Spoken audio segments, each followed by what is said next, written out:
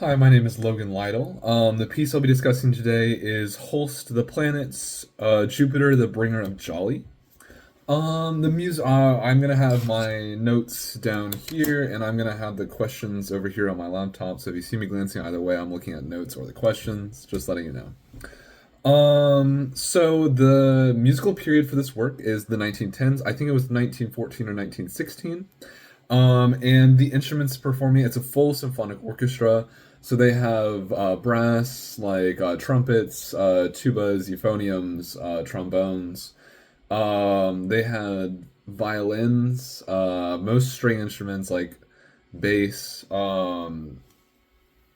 have a lot of woodwinds as well, and a variety of percussion. I believe there's even a harp. But discussing the tempo, I think towards the beginning it's very fast paced, but it's not very heavy. And then we hit around like the 1:30 minute mark, and it slows down a lot. And then just after like 10 seconds of it being really slow, there's a really big upburst, lots of brass instruments. And then around 2:35, I genuinely had to check my video to make sure it was still playing. Because it almost goes completely silent for like 5 seconds. And then and then it stays soft like that for like until 4 minutes, like 4 or 5 minutes. It stays really soft with really low brass in it. It's mostly windwoods and strings, I believe, with very twinkling sounding percussion. Um, and then around the 5 minute mark, it has another, like it slowly is rising over that 2 minute period, and then it drops off again to have another really big burst, like it had around a minute 30. Um, and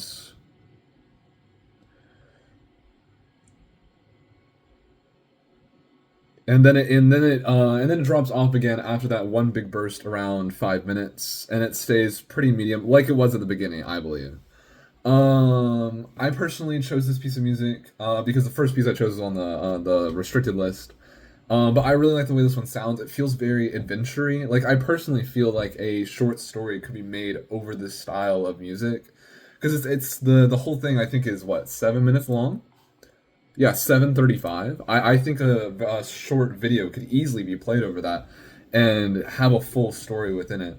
The personal story I was thinking was some sort of like ship adventure in space in the water. I do feel it's very Star Warsy, like a lot of the music in that. This sounds very similar. Which is also one of the reasons I enjoyed it. But I believe that's all I had to say about it. But personally really enjoyed this piece, and I'm really glad the first one I chose was on the list, so I got to find this one. Um, but yeah, I have it written on here. Yes, for the other observations, the string and brass aren't actually playing the same style of music at the same time. They very frequently choose to instead be playing things that are different but sound well together, which tends to get, especially in the louder parts when the brass is a lot more active, which makes it feel very cinematic. I feel like a lot of big impactful moments tend to have that because it makes the music feel very very fast paced, because there's at least two layers, and this one probably most likely three because of percussion as well. And I find that the mix of calm and loud outbursts to make it feel like a fluid story is flowing throughout it, with like conflict and resolution and just normal moments as well.